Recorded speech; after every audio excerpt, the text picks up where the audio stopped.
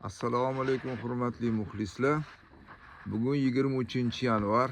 Qor yog'ib hamma chiroyli bo'lib turibdi. Mana ko'rishinglar mumkin. Xo'sh, tashqarida -6 gradus ko'rsatyapti. Endi kurkaxonamizdagi ahvolni ko'rsatmoqchiman.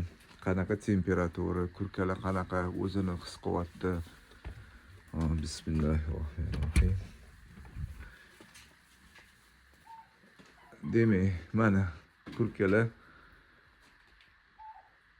hammasi yaxshi, aktiv. Bitta mana 7 ga 4 xonada 21 ta kurka bor.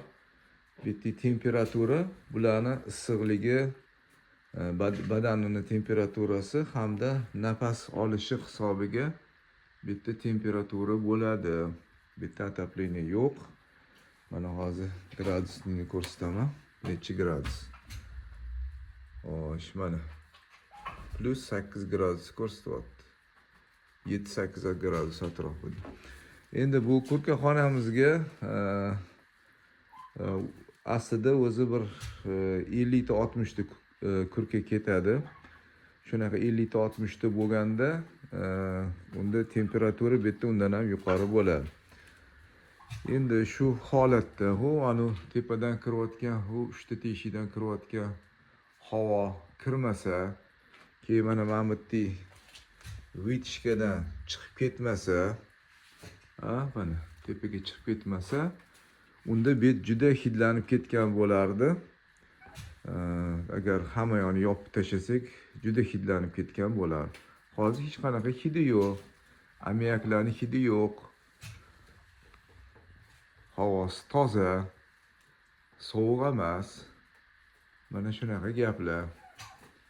Agarki o'sha vitishkamiz mana misol uchun pastdan teshib, devorni teshib o'sha yerdan kiradigan qilsak havoni, unda nima bo'ladi?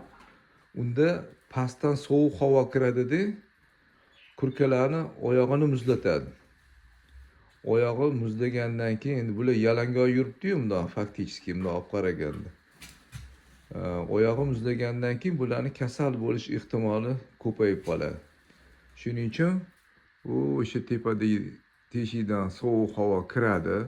Bu yerda issiq havo bilan aralashib mana bundoq diagonalga mana yerdan 30 santimetr qilib mana bu vitijniy trubani qo'yganmiz. Mana shu yerdan keyin aralashgan havo chiqib ketadi. Mana bundoq qilib chiqib ketadi. Bu vitijniy trubamiz o'sha teshikka nisbatan, burchakli teshikka nisbatan 2 metr balandga ko'tarilgan. O'shaning uchun tortib ketadi. Bo'lmasam tortmagan bo'lardi. Chunki sovuq havo pastda yuradi. Issiq havo tepada yuradi. Endi biz tepada teshib qo'ysak, prosta teshik qilib qo'ysak, faqat issiq havoni tortib ketgan bo'lardi. Pastdan g'urillab sovuq havo kirgan bo'lar edi. Mana shunaqa gaplar.